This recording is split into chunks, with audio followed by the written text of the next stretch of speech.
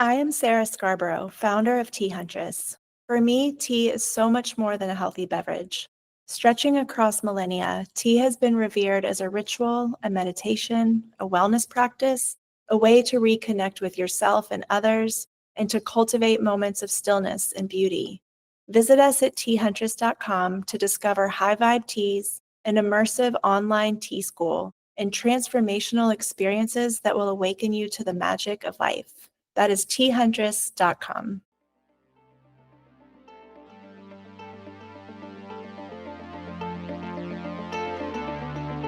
Welcome to Without Maps, the podcast. I'm your host, travel writer and rabble-rouser, Daniel Scheffler. For the last 2 decades, I've been working as a travel writer for publications like the New York Times, Condé Nast Traveler, and the Wall Street Journal. And I've traveled to about 130 countries. If you don't know me at all, well, now is as good a time as ever to get acquainted. I was born in Africa, bred in Europe, and now I live in America. And with this mix of an accent and as much wit as I can muster up, I shall offer you some heart knowledge. During the show, you'll meet my husband, Michael, the Jersey boy I married, and our pup, Ella, a street dog from Puerto Rico. The show is a delight of travel stories and some lessons from the world showcasing the humanity that I believe in.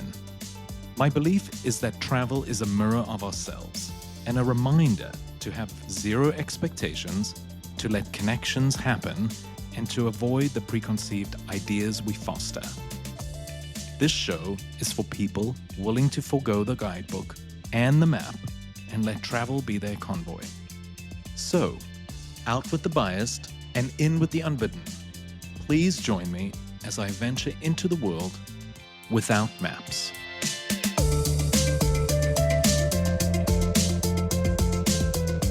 I would first of all like you to introduce yourselves, and then we shall tell the world how we met.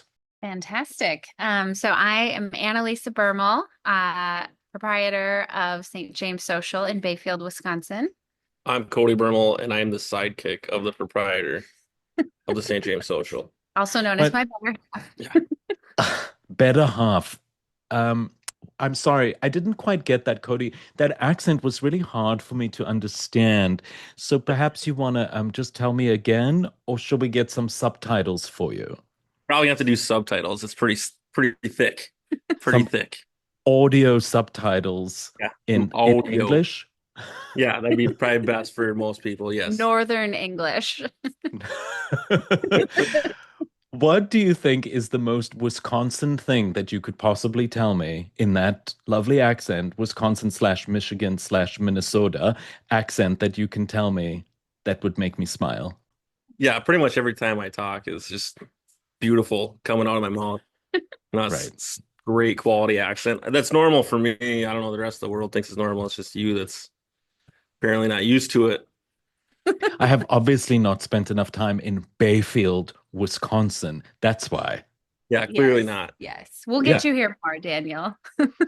I have to say, when we did our road trip from coast to coast, which we've done every year for the last few, and this year we kind of, we did the Canada route, and then, as you know, as your grandmother would go, to the Grand Hotel on Mackinac Island. I needed to get there, and to get there, you needed to stop somewhere, and that stop happened to be Bayfield, Wisconsin, which I was like, where? And but it is a magical little place. Who knew that there were islands in Wisconsin? Not me. Right? And I emailed you out of the blue, and I was like, you look like you have the most fabulous thing in town. I must come and be your friend. And in fact, we were instant friends. We were instantly friends. Well, in fact, I was like, we must be friends. And you were like, yes, we must be friends right now. And then it was a love at first phone call. Was it not? Yeah. It was absolutely. And timing is very serendipitous, because if you were calling me today to come stay here, good luck getting a room. Oh, wow. I'd have to sleep on the rooftop. Yes. Sure. Or the basement. rooms down there too for you. Yes. Oh yeah, nice. Thank you. Thank you. No, I feel like you would kick someone out for me. Oh, absolutely. I would never expect that. No, I'd be on your fucking sofa. Yeah, Yes, 100%. exactly. Yeah, with the Right here, dogs. Yeah. right here in the record lounge Oh for all well. of Bayfield to see as they walk past the window. Yeah, why not? Why not? They'd be so Uh-huh. lucky. No, Yes. I'm fucking with you. Okay, so turns out we kind of knew, well, I kind of knew of you and because of a project you worked on in Minnesota, in Minneapolis, the Minneapple. Um, Yes. Tell me how you went from doing hotels and branding and how you ended up here.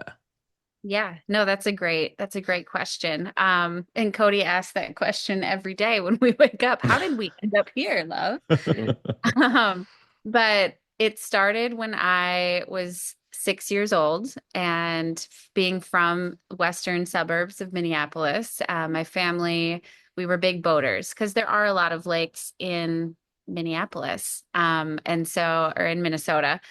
We grew up on a lake and boating was in my blood. And when somebody told us about the islands in northern Wisconsin on the world's largest freshwater lake, we had to go check it out.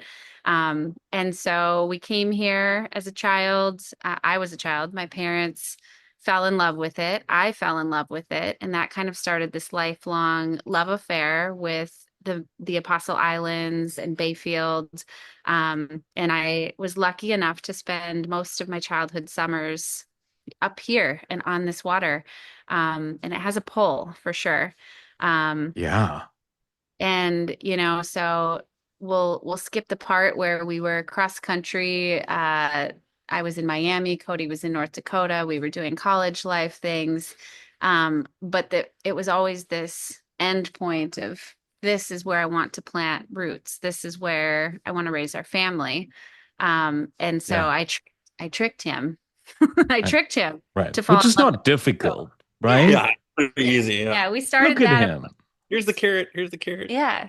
I lured him in with the white-tailed deer of the area. So my Oh, burly mountain man here, Hunter, I was like, let's go hunting in Bayfield and let's feed the deer and let's check that out. So that kind of started 15 years ago, us basically becoming weekend warriors, trying to spend every minute of not work that we could to be up here in yeah. between life. So Wow. But it I is so unbelievably beautiful. Like, why would you not spend time there? Right? Like, yeah. I think what's interesting about the kind of location, well, I don't know, winter must be fucking freezing, man. But like I'll be your summer friend, but um I I feel like there's something about lake island that feels very different to anything else, right? Yeah, yeah, it's definitely very exotic, Yeah, especially for the West. I once was in the Virgin Islands, and that was like the saltwater version of what we have here. right. So I think we have it better because we get four seasons. You mentioned winter. Winter's actually beautiful up here, Oh, I'm and sure. the lake and the islands keep our part of the state actually a little more moderate and mild.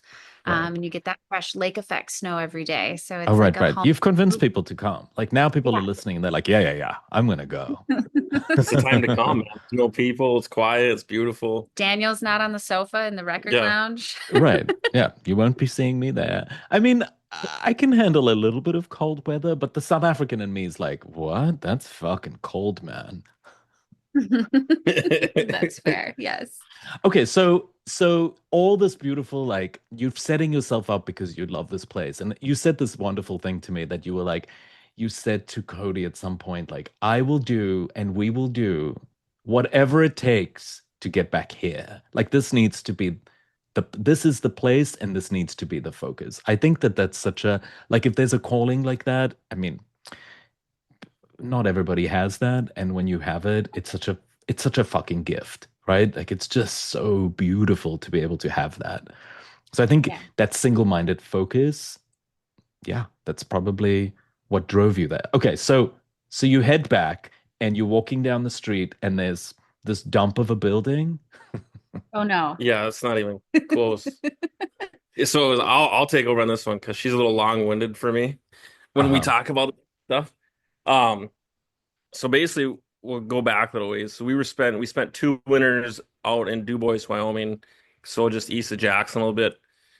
And the last time we were packing up to come back home, I'm like, why are we going back? We sold my house. Like we have nothing back there. Let's just stay here. I'm like, I love the mountains. Let's live here. The And Tetons were pretty. yeah, I They mean, had a yeah, pull. you wake up and you see Right, the mountains every day. Beautiful. right. And she's like, no, I gotta go back for a wild rice. And I'm like, all right, I'll give you 6 months. We'll go back. We'll check it out. You'll do your thing, and then we're gonna pack up and head back out here. Well, that was 7 years ago, and we're still here. That's kind of what led to this all happening. Yeah. Um, So Wild Rice Retreat, which you might be familiar with, a year-round arts and wellness retreat center. Um, I had the opportunity to come in as development consultant and help the owner and founder kind of lift this idea off the ground in the middle of a pandemic. Oh my God. We didn't know the pandemic part was going to enter, but boy, did that Right. make things interesting. And during that, the cost of lumber quadrupling during construction. We're building because we're outside. So it's like the only safe activity to be doing during that 12 Jesus months of Christ. I also inherited the role of becoming the interior designer, like the Right. default interior designer, because budgets were screwed. We had to lay off our actual designer. And Heidi looked at me and she said, Annalisa, you see things, you order them, you procure them, you got this. Talk about a leap of faith that somebody took on me. I'm glad it all worked out.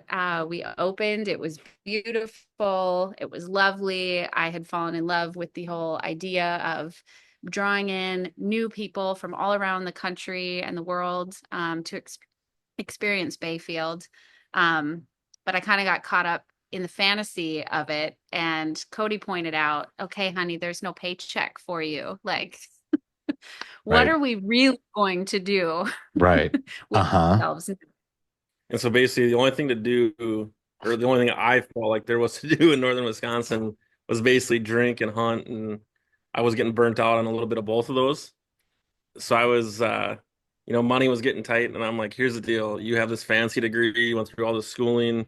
It's time to either put your big girl pants on, and we'll start doing something for our family, Right. or I'm moving us back to the cities where I can make a lot more money, or we're going back out west.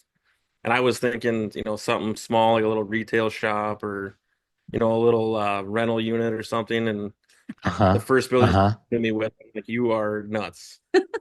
And that was one Uh-huh. about a block away from us. And luckily that one fell through. So I'm like, all right, we're in the clear.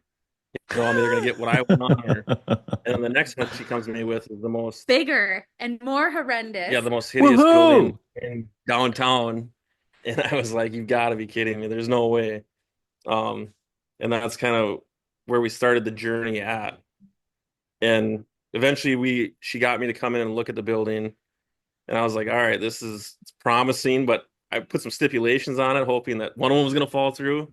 And again, somehow she magically pulled it off to where she got everyone on board somehow, which still to this day blows my mind Yes. that everyone signed off on this thing in its state that it was in. But Right. yeah, Yeah, describe It's it to me. Well, this building is the testament of 10,000 miracles coming together. So Uh-huh. when I laid eyes on it, it had been sitting completely vacant for 3 years. There was paper on the windows. The outside color motif was like a pale yellow with flaking paint, and the accent colors were poop brown and lavender. Um, Delish. there were shutters on the second story windows, non-historic, beautiful, went great with the historic cornice. and Oh the my windows were being God. held in by 2x4s screwed to the Oh my outside, so they didn't God. fall out of the building. Yeah. And then the inside was even better because the former owner kind of had big ambitious plans during the pandemic and a lot of time on his hands, he gutted the entire thing. So it was down to the studs, upstairs, downstairs. Wow.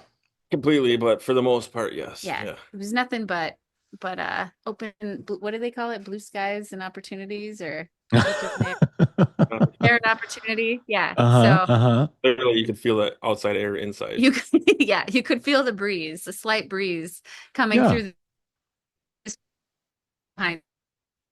So yeah, so that started the journey, and I said she had a real estate mentor named Tom Lunn that I said I'm like, if he can sign off on a pro forma and say that it's doable, that's step one. Step two was the general and that was Griner. I'm like, if you can get them to come up because they're a big general contractor out of the cities, I'm like, if you can get them to come up and say they're in, that's part two. Griner was also the general on The Hewing. the Hewing Hotel, which Oh was the yeah. Minneapolis Yeah. project you Right. referenced Right. earlier. Right. So Which I love that I'm hotel, by thinking, the way. these, yeah. Yes. So a big name general contract or general contractor that I'm like, there's no way they're gonna sign off on it. And then if you can get Right. financing. And first we showed the pro forma to Tom and he's like, oh, absolutely. And that's when we only had 5 rooms or Yep. 6 rooms. Yeah, we had 5 rooms. And he's like, oh, this could work. And I'm like, come on, Tom, I'm kicking him under the table saying, you're not supposed to say this. So then he signs off on it. And then Griner comes up and they look at it and they're like, oh, this is easy, piece of cake, no problem. We can do this. And then The building was racked, meaning it had a little tilt to it on the Yeah. first floor. Little kink. Yeah, a little kink in it. but then like some of the studs were all rotted out and they didn't touch the sill plate. And there was numerous issues that to me were like kind of scary, but fixable. But I'm like, there's no way this big outfit's gonna want to come up here and get these things done. They did. And they signed off on it. And then Wow. somehow financing to this day is still a miracle. Yeah, financing, that's a miracle in and of itself. So if you got any Right. dreamers out there listening, don't give up on the dream, man, because Mhm. it Well, doesn't matter right. what you look like on Yeah. paper. You just need to get someone to believe in you Yes. and your I mean, mission.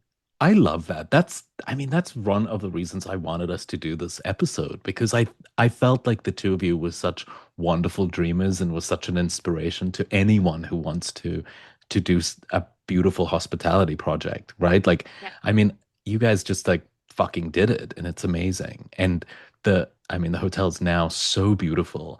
But I guess what people don't realize is how, like, people arrive at a hotel and you're like, oh yeah, great, whatever. Like, but they don't know what goes into it and what it was before and what it took to get it there, especially if you're not, a big brand hotel, right? Right. Like the big brand hotels, box hotels, whatever, they get financing from private equity, oh, whatever. Like the money, like it's such a different component. It's not that they don't have the same stresses for budgets, of course they do, but it's just different.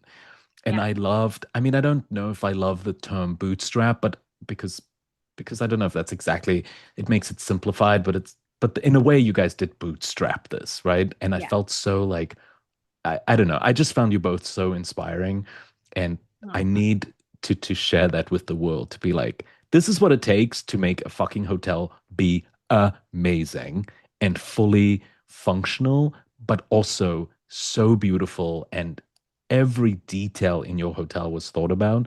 So that's why I felt like we needed to do this episode. Okay, continue. Before I No, I blow love any more smoke up your ass. But you deserve it, so enjoy Her it. head's blowing up as we speak. Actually, what is I just heard a term. I watched an episode of Hacks last night, which I'm obsessed with Gene Smart. And in the episode, they blowing coke up someone's ass. And there's a word for that, which I was like, I mean, I've certainly done that, but I didn't know there was a word for it. Yeah. unfamiliar. Yeah, it's like buffoning or something. Buffoning. Buffon. Yeah. No. I mean, I feel like when you have 2 young children, you have almost no monies left in your bank account, and you're in a place that you love and care about so deeply, and you're signing away your life insurance policies to the bank. Who You're needs basically those? like your home, like every vehicle, like all the things, right? You're just Right. like, I will give my blood in my life and my two daughters if this fails, is what it felt like. And so Uh-huh. for us jumping into it, it was all right. We already had the endorsement of the general contractor and the bank. Well, not the bank yet, but the general contractor and my dear mentor, Tom. And it was like, we can't let any of these people down. Like, also, we can't let this down for our kids because plan B is we're living on a beach in Mexico, Right. and starting all over again. So failure was not an option. And Yeah. so I'd say we had to get really adaptable and scrappy in by the way of like, how do we get this to the finish line? Like Yeah. heads in beds by 4th of July was like the mantra that I kept marching forward with. That Well, failure was an option. It was plan Z on the plan list. But I mean, like I'm happy that you decided to do this because my whole goal with all of this is trying to inspire people because we're two normal people that didn't have a ton of money. We had a lot of experience in life. So we both want to work hard. So it's you you can do things. You just have to believe in yourself and believe and get people to believe in you and then have a Right. plan. The Well, it's plan's good gonna that you fail. have I'm glad that you have some good taste as well. Like Yeah, well, that's fair. it makes it, thank you Yeah. know. Cody said, well, so I'm like, I'm the dreamer. He's the realist. My head's in the cloud. His feet are on the ground. Right. Um, so, we had to give me a design budget. And I wanted the pretty things. And so I worked actually with my aunt, genetics, right? My aunt, Pam Caraveau with Coco Perry Design, because she also had a lot of industry connections. And so we were able to achieve the level of design here on the budget that we had because we got the family discount. There was no Right. upcharge, a damn thing. So Oh we yeah, got I that met Pam. thing all the Mhm. way around. But also it helps when she's got this vision for something great and she tells me the price and I'm like, that's not going to happen. Here's what you can get. So like for the hallways, we're going to put in this. She wanted to do something and I'm like, that's nowhere close to where we can afford. And I told her like, we're going to put this stuff in. And 2 days later, she comes back to me. She's like, yeah, we worked out a deal with this flooring company Yes, that's to a great do, story. marketing for them. Yeah. So WD flooring, Yeah. Oh, beautiful, sustainable, engineered hardwood floors that were in your gorgeous room. They great. partnered with us to meet us at the number that Cody told me. He Oh, was I like, love that. flooring for Yeah. upstairs needs to come in at this. So yeah, when you say you're Or going to you get don't get commercial it. grade carpet, or you can come back with a better number, it's amazing what can happen. Yes. Yeah. Yeah. We'll see. Like, I also feel like when you approach it like this and when you speak to people in this way, and they can see that you're taking the care and the love for a project, who the fuck does not want to be part of that? Like, I just think, it's like if they didn't say yes, it would have been to their detriment. Like your beautiful, incredible hotel that has so much care and thought in every single component of it is such a thing that they should be wanting to be associated with, right? Yeah. Yeah. Yeah. There's a lot of intentionality behind every single design choice, every single, like even the art that's in here. Like Right. all of the things have a story and have a meaning. And it's what I think makes people feel transformed when they come here, Yeah. because they're immersed in this story that we're Right. writing with the help of all these other, really incredible people and designers and humans. We've just Right. curated for you.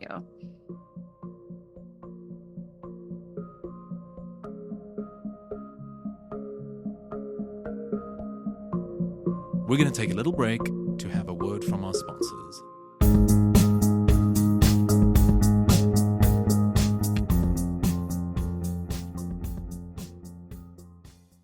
I am Sarah Scarborough, founder of Tea Huntress. For me, tea is so much more than a healthy beverage. Stretching across millennia, tea has been revered as a ritual, a meditation, a wellness practice, a way to reconnect with yourself and others, and to cultivate moments of stillness and beauty. Visit us at teahuntress.com to discover high vibe teas, an immersive online tea school, and transformational experiences that will awaken you to the magic of life. That is thuntress.com.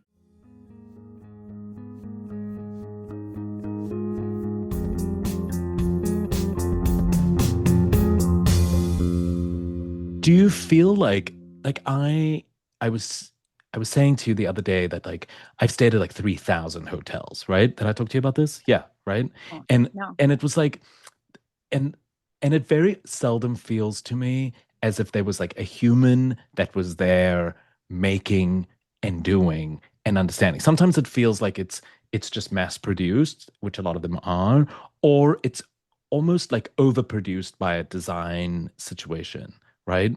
But I don't Yeah. often feel like there's a soul component where the minute I arrived and I met you guys and I spent time in the building, which is now so beautiful, I You immediately mean when felt you that, did laundry? oh, yes, yes, When when you I was helped me do doing the laundry? Let's your share that laundry for story. your guests. Uh-huh. Uh-huh. Well, it's a great story. I texted you and I was like, oh, by the way, I've been on a road trip for 2 weeks. Can I do some laundry? And you were like, yeah, of course. So I did some laundry, but there Yeah. was already laundry in your laundry. So I am a good house guest. I mean, I'm Yes. terrible at doing laundry. Terrible. I grew up in South Africa. So, you know, and I then folded your laundry. I did an extra load for you, and I It was felt like fantastic. I was a worker at your hotel, Yeah. It's You was great. like you were part of the family. Yeah. which I We loved, loved that. which I loved. Yes. Yeah. Yes. Of course, Michael was like, you should have told me because I would have done it properly because you've probably done it wrong. And It now wasn't she's really folded to the liking of everybody else, but that's okay. right. You did. Right. A for I effort. I um I was I was unfortunately not told how to fold when I was a youngster, and That's all right. I, I have not done much laundry in my life. Well, I am so happy that you got to have part of that as your unique experience here on your Yeah. stay with us. Yeah. Well, I guess that's part of the thing. Like, I feel like at a small boutique hotel like yours, like you do, whether you're doing the laundry or not, like you do feel like you're forming part of something that's not just cookie cutter and something that feels like I loved me like I know that we became friends, but like I met your family and I hung out with your kids and like I spoke to every staff member and like I don't know, I just felt like more of an investment in it than just at a hotel, like just Yeah. some ordinary hotel. But I think what I want you to talk about is like how do you create that magic? Like what is it that makes that difference? Because I I would challenge anyone to come and visit your hotel and immediately feel that. Like I would challenge them to go and see it for themselves, but Yeah. I'd be surprised if you don't immediately feel it because I did, and I spoke to other guests that felt the same, right? Like Yeah. it's just something. There's a kind of magic that I'm very interested in because it's very rare, and you guys have done it really beautifully. Thank you. Well, I would say like this place is it is so personal and intimate. It's like our love story in a hotel form, in a way. And so we had to make ourselves really vulnerable, right? In like the design choices and being here and interacting with people and being subjective or like allowing people to come through the doors and we're going to see firsthand their reaction. Like that is a very vulnerable, I think, thing that probably most hotels don't do, right? Right, The right, owner, the developer, the whoever isn't the face that actually watches how are guests enjoying this space when they get here and arrive. And I would say our first year was a lot of, and it continues to be, we observe, we listen to feedback, we see what sticks and what matters, and then we look for opportunities of like, how can we do it better? How can we wow them more? And that really goes to like the heart of this place being hospitality first, yeah, right? Like our servers, not trained servers. Us, we're the very first hoteliers right now, right? Like we're first time doing this, but what we do know how to do is lead with heart and care for humanity, and making sure that everyone who comes through the doors feels welcomed. We've anticipated their arrival, and like thinking through everything and all those details on that level of like, how do we best hold someone in this space so they can fall in love with Bayfield as we have, and walk away just kind of mind blown. My answer is a little more simple. Yeah. Um, Translation. so basically, I mean, I've worked my butt off my entire life, and like you always remember the places you go into, and they treat you with respect, and so that's kind of how I like to look at it. As anyone that comes through the door, I don't care if you're coming in and get, you know, a cup of coffee or you're staying, you're eating dinner every night. Everyone's the same. If you're willing to come into our establishment and spend money, I want you to know that I respect the fact that you're spending your hard-earned money to come into Right. to our building and spend your money, and that I appreciate that. Mhm. And a lot of our servers and everyone that we've brought in is they're all like family, and they feel the same way that, everyone's important here. Everyone's spending money. Everyone is what they're doing is important. So everyone, it shows because they open up and they tell about the area, they tell about themselves. Everyone, it's more of like a family environment that everyone wants to be one with everybody versus, Mhm. you're just a number. So I think that helps a lot for me because I want everyone to feel special when they walk in our door. Yeah. Yeah. It's a lot easier to do that when you have 8 rooms, right? Like Yes. we're, Yes, of I think, course. part of the micro boutique, trend or whatever that's starting to happen, or this revival in small cities. It's a really personal, intimate experience. Yeah. And so if if we're not thinking through all of those details, if we're not like making a human connection with each guest, but then we failed, Yes. I don't know how to 100%. do it any different. So Yeah. yeah. But you have, speaking of, you have some bigger ideas. Like you have some other ambitions. Yeah. Maybe you want to tell me a little about that. I loved hearing this. So let's Yeah. share that. Well, I will say that during the construction, the hotel part for me that was like second nature. Like I love good design. I love a good hotel stay. I love a good boutique hotel. That felt very familiar and great. Minus the timeline and the budget. Minus the timeline and the budget. Let's set that Right. aside. Right. Um, the restaurant, the social, as we call it, that was this big, like empty container of like, what are all, how do we not set ourselves to like, we're not just a hotel, we're not just a restaurant, we're this social, we're this idea of like convergence and coming together and connecting travelers and locals alike to have those meaningful, deep connections about the area. It was terrifying and fun to write that story and figure that out, within this space. And so while we were building it out, I binge watched a lot of reality TV shows. One of them being The Lost Kitchen. Right. So Aaron French, I think, has done a phenomenal job of transforming a space into a place of connection. Like her servers are the farmers, and the menu's changing all the time. And so the essence of what she created out in Freedom, Maine was what I wanted to try to, that's what inspired me for this place. And I was like, all right, so we're going to lead with a feeling, and then we're going to see where that evolves to. Yeah. And so far that part is working. But I will let Cody kind of talk about where we'd really love this to go, which is, I think, really exciting. So my vision when we started this, I didn't want nothing to do with you know, bigger style restaurant. I was like, all right, we're gonna do pizzas and like subs and keep it simple. But as we started doing it, and as our chef, I saw his passion, and I've always liked growing things and being outside. So long-term goal would be to end up with some geothermal greenhouses to where we can grow everything Yeah. no matter the Amazing. season. And then our kitchen can just go up there and pick what they want and this is what the menu is for this week or this month or whatever it is, but they can constantly be picking and pulling fresh.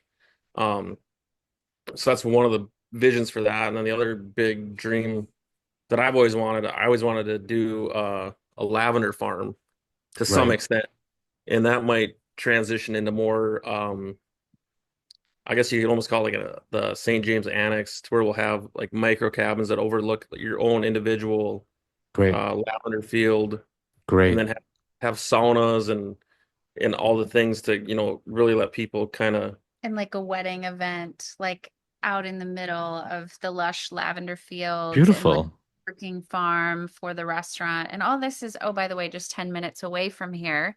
Yeah. Um, where my family has had land, and we've been trying to like write the story for that, which is a very large undertaking, but it's like now that this is real and happening and alive and we see how it's impacting people, it's like pushing us to dream bigger to that next level of Yeah, I like, love okay, that.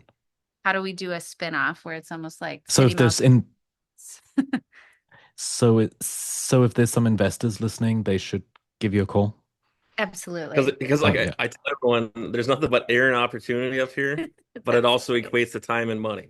Yes. Right. So it's, Right. having the time and the money to do it, because the blueprints have been going on in my head for a lot of this Right. stuff for like 10 years. Mhm. And they change and evolve, but it's just a matter of, again, time and money and making it happen is Yeah. really what it comes down to. Because it's one of those things that I don't want to rush in anything at this point and try to take on more than we can handle and then have someone have a bad experience because of it. Mhm. Yeah. So it's making every sure everything's, thought out and planned and sustainable is Right. kind of where that mindset's at for that side of it. Yeah. I mean, The seeds for the I was going sorry, to say the seeds for the lavender farm have been planted literally in our backyard currently. So, fabulous. when we moved here 7 years ago, a year later, I think he had done some excavation work and kind of prepped the land, and we've got 400 and some plants. It's probably 300 now because they've been neglected the last year and a half. So Mhm. But we had a starting point, right? And then pandemic happened. Our daughters were young and they were home with us, and we're like, all right, kids, like, what should we do with all this lavender in our backyard? And Tegan raised her hand and she's like, let's make lavender lemonade. So Mhm. Cody welds up this like adorable lavender colored steel framed mobile bar pop-up shop. Essentially, we wheel it to the end of our driveway. The girls are 3 and 5. They're playing Taylor Swift music. They roll out a rug at the end of the driveway, and they're selling lavender lemonade in the middle of the pandemic. And then we've got hydrosol and essential oil and the little candles that they make. And so our young little entrepreneurs, well, that I make that they watch. yeah. It's always Fair fun at the enough. beginning, and then they bail out instead making the product, but Yeah. at some point they're going to take over. Yeah, but like it's really sweet because the lavender piece is like very much like for them. And it's Yeah. a thing that they have shown interest in, and they started making some products to sell here in the hotel this summer, and they're going to do little pop-ups on Sunday during Yeah. brunch. I mean, I And love all this. yeah, so it's like just grow the family bigger, I expand the like it. experience. Okay, Yeah. so I plan to send everyone to you to come Okay. and experience the love, the Oh, the love of the two of you, because that's what Michael and I did, and even Ella. Like we were all just in on a big love fest, and Ella. I want kind of everybody to come and experience this in this funny little town right in the top of Wisconsin. Like who knew? Yeah, Wisconsin's smallest city with less than 600 people living in it. And so much happening thanks to So, the two of you. Well, and I would lead into that too is that the one thing people, I mean, it's really cool to come and have us be one part of your visit to the area, but there's so many cool new things happening in Bayfield. I mean, between the orchards, the cideries, the wineries, the distillery, the islands, the hikes. I mean, there's so many things to do here that, the I mean, pop-up you literally food. can't pack it into one weekend. So I think it's really cool for people to come and experience our little part of Bayfield, but then also experience the peninsula as a whole, because between the Apostle Islands and, like I said, all the cideries, wineries, they're really good food. There's just so much to do in Bayfield, and I don't think people really understood that, and now it's you know, there is starting to be a change where there's more things happening. There's more people taking chances up here and kind of changing what it used to be into what it is now. So it's really cool to see how things are evolving and becoming a lot. I don't know, there's just so much to do that people don't really understand. There's almost like this small town renaissance happening Yeah. right now. Yeah. Field is definitely having a moment. Yeah. Back in the 80s, Chicago dubbed it as the cutest small town in America. Of course it is, but like it stayed at like status quo, like sweet little charming town for decades. And it was almost like COVID just really shook things up. The floodgates to Wisconsin opened. I mean, there was a continuous stream of cars coming down Rittenhouse Avenue here for 18 months during COVID, Yeah. year round. And all of a sudden, there were people coming from the East Coast, from the West Coast, from Arizona, from Texas, from Europe that had never heard of this place before, but they wanted to seek beautiful outdoor space Yeah. with like pristine natural beauty, but also kind of all these fun little boutique style Right. businesses happening. Like my friend Kate, she started Penny Print Studio. What's Penny Print Studio? It's a screen printing shop where she's partnered with local artists to come up with these t-shirt designs. You can sit at her art bar and do an art project. You can get Right. your t-shirt screen printed, by hand right there so you can see the process and be a part of it. And then proceeds go back to the local artist that did the graphics. Like Yeah. Yeah. cool things like that are just really thoughtful. Yeah. It feels like it's in the beginnings of that renaissance, and I love like I love getting in early, right? Before it's become sort of um before it's all developed, like just be able to see how it all starts to unfold. Like for me, Yeah. especially as a travel writer, that is sort of interesting. Today there was a piece in the New York Times about yesterday there was a piece about from Pico Iyer, who was like, is the travel writer's job, like, is it kind of like, should we be telling people about places, or is there a sort of merit to not tell people about places?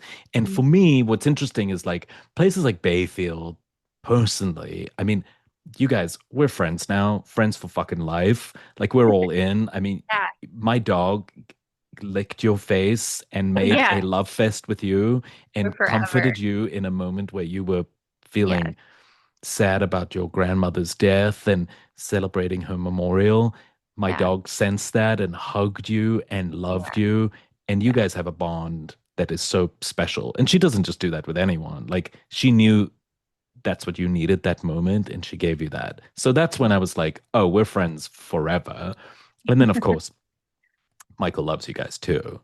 Oh, good. And I think, as a travel writer, like, yeah, like I'm inspired by meeting you guys and telling people your story and therefore the story of Bayfield and sending people there because I think that that little town will benefit tremendously from people coming, spending their money, as you said, Cody, right? Like learning about the area, like doing all that stuff. I think for me as a travel writer, there's this sort of question of like, do I send people or do I not? And the Pico Eye story is like about there are some places which I feel this is how I approach it. There are some places that I discover in the world where I go and I think, oh, I am not telling anyone about this. Like I'm not writing about this. I'm not sending anyone here. This is my personal little secret. And if you discover it yourself, good for you. But it's personal to me, right? Yeah. Or it's something like Michael and I, like where we got engaged in Sicily. I'll never tell anyone. It's the most beautiful, like naturale, like natural park reserve. It's like I keep that as our special place. Like it doesn't need to be talked about or written about specifically.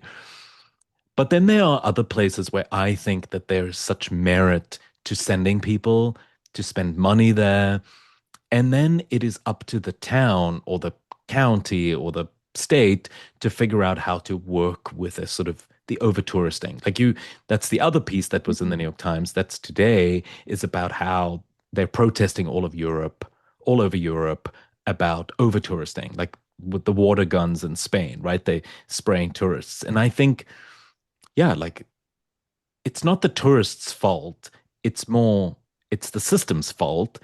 So it feels slightly misdirected to me, but I understand their anger, and their anger is justified. And yes, there's the housing costs and all that, etc. That Airbnb and places like that has shifted for better and for worse. Like it's just not one way. Like yeah, there are many people that are able to make an income because of Airbnb. That's a very positive thing.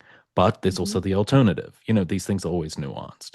But I think places like what you've got and what Bayfield is needs the love and attention and the kind of every person that goes there will be, I think, dazzled and will benefit the town, right? That's how I feel. Yeah.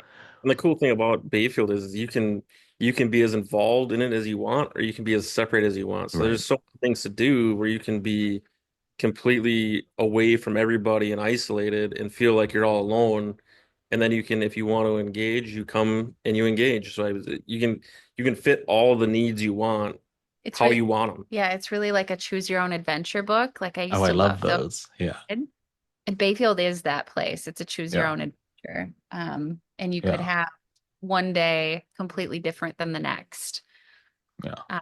But you will leave with some incredible connections. Because As I did. yeah, exactly. And but other Bayfieldites or whatever, Bayfielders, whatever we call ourselves, Bayfield Neenies. yeah, Bayfield Neenies. Minis. Yeah. We're just so passionate about where we live and sharing it with the world, that you feel that at any business you go to. Like everything feels very handmade. Everything feels very intentional. It's not just here. So that's something really sweet and different. So yeah, great. Well, as much as I've loved being on this call with the two of you, I have to pee, and unless you want to come with me, Yeah. I have to leave you. But this has been so wonderful to see you both, which it hasn't been that long. Like I saw you just the other day, but it's nice 2 to weeks see. ago. Yeah, right. But it's nice to see you both, and I hope that I will see you soon because I love spending time with both of you, and Michael loves spending time with the two of you. So let's not wait too long till we see each other. Yeah. In the meantime, let's send everyone we know to Bayfield to come and experience some of this magic. And I think what's something that I am going to encourage people to do is to go sit at your bar and just to talk to you both and to talk to you. There's no closed captioning for no Cody. Subtitles. There's no at the bar. subtitles. Right. You just gotta hang on, live in the moment. Yeah, exactly. And just to come and get some of that magic, because the world needs more of that. Yeah, absolutely. And off season is a great time to come here. The winter is a great time to come here. Yeah, we're gonna get you back up in the winter, and you can sit in the sauna and look at the snowfall. I'll probably do it for you. I'll probably get just you do it for you. Fine, it's gonna happen. It's gonna happen. Yeah. Okay. Well, thank you. Love Kisses you. to you both. Love you back. And thanks for spending time with me. It's just, you're a delight. Absolutely. It's great spending time with you. Our pleasure. Bye, guys. All right, see you later. Bye-bye.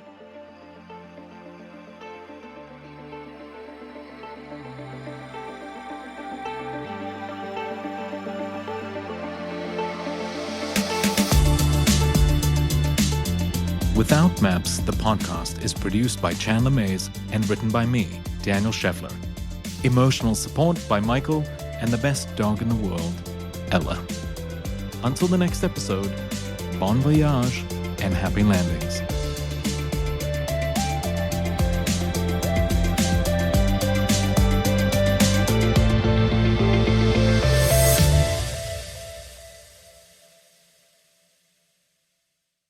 I am Sarah Scarborough, founder of Tea Huntress. For me, tea is so much more than a healthy beverage. Stretching across millennia, tea has been revered as a ritual, a meditation, a wellness practice, a way to reconnect with yourself and others, and to cultivate moments of stillness and beauty. Visit us at teahuntress.com to discover high-vibe teas, an immersive online tea school, and transformational experiences that will awaken you to the magic of life. That is teahuntress.com.